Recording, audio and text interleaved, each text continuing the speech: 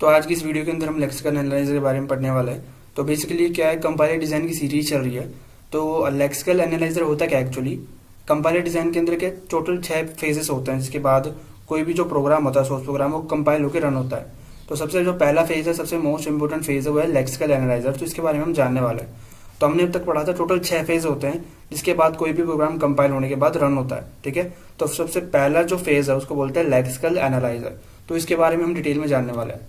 तो बेसिकली करता क्या है लेक्सिकल एनालाइजर, जो कैरेक्टर स्ट्रीम होते हैं उसको टोकन्स के अंदर कन्वर्ट करता है। स्ट्रिंग्स ऑफ कैरेक्टर या स्ट्रीम ऑफ कैरेक्टर्स को टोकन्स के अंदर कन्वर्ट करता है, स्ट्रीम ऑफ टोकन्स। तो टोकन्स के बारे में एक सेपरेट वीडियो है जो आपको मेरे यूट्यूब चैनल पर मिल जाएगी। तो थोड़ी इन्फॉर्मेशन के लिए मैं भी आपको बता देता हूँ। जैसे कि देखो, ऊपर एक सोर्स प्रोग्राम का एक सिंपल एक स्टेटमेंट है, if bracket x greater than 3.1। तो इसके अंदर टोकन्स क्या क्या होंगे वो नीचे लिखे हुए हैं। इफ एक टोकन है, ये ब्रैकेट एक टोकन है, एक्स एक टोकन है, ये ग्रेटर देन साइन एक टोकन है, 3.1 एक टोकन है। तो टोकन्स क्या होता है, जैसे कि पहले पुरानी वीडियो के अंदर मैंने डिस्कस किया है। जैसे कि हमारे बॉडी का सबसे बेसिक फंक्शनल स्ट्रक्चर यूनिट क्या होती है, सेल। ऐसे एक सोर्स प्रोग्राम में सबसे जो बेसिक यूनिट होती है, ठीक है, उसको बोलते हैं हम टोकन्स। मतलब सबसे छोटा पार्ट जो होता है सोर्स प्रोग्राम का, उसको बोलते हैं हम टोकन्स। तो ऐसे क्या करता है लेक्सिकल एनालाइजर, कैरेक्टर्स को जो सोर्स प्रोग्राम में स्टेटमेंट्स होते हैं उनको टोकन्स के अंदर चेंज कर देता है। अब ये टोकन्स अलग अलग कैटेगरी में आ सकते हैं। ये जो मैं आपको टोकन्स के बारे में वीडियो है उसके बारे में आपको मिल जाएगा इन्फॉर्मेशन कि किस किस तरह के टोकन्स हो सकते हैं।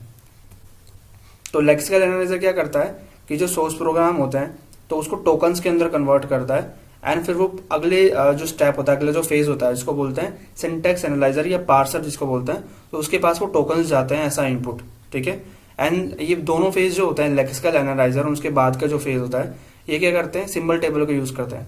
वैसे तो सिंबल टेबल को टोटल 6 फेज यूज करते हैं, बस फॉर लाइक इस डायग्राम के अकॉर्डिंग मैं बता रहा हूँ, सिंबल टेबल ये दोनों फेज यूज करते हैं। तो आगे थोड़ा सा हम इसके फंक्शन के बारे में जान लेते हैं कि बेसिकली लेक्सिकल एनालाइजर का फंक्शन क्या होता है। तो ये क्या करता है, it produces stream of tokens from given source program.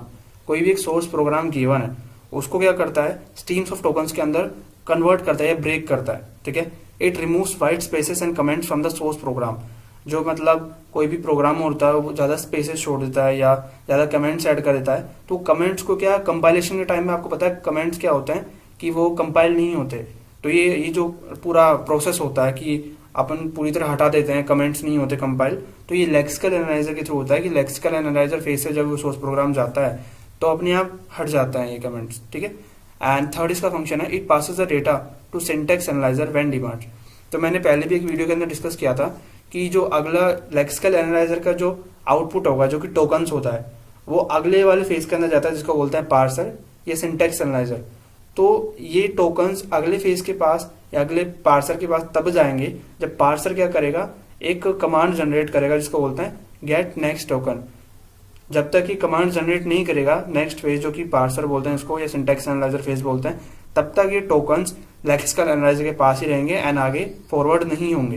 Right, तो ये है बेसिकली लेक्सिकल एनालाइजर का पूरा फंक्शन कि कैसे ये एक सोर्स प्रोग्राम को ऐसे इनपुट लेता है एंड उसको आउटपुट में स्ट्रीम्स ऑफ टोकन्स के अंदर कन्वर्ट कर देता है एंड व्हाइट स्पेसेस को रिमूव कर देता है एंड कमेंट्स को भी वहां से हटा देता है। ठीक है, तो ये एक फंक्शन है लेक्सिकल एनालाइजर का, सबसे पहला फंक्शन है।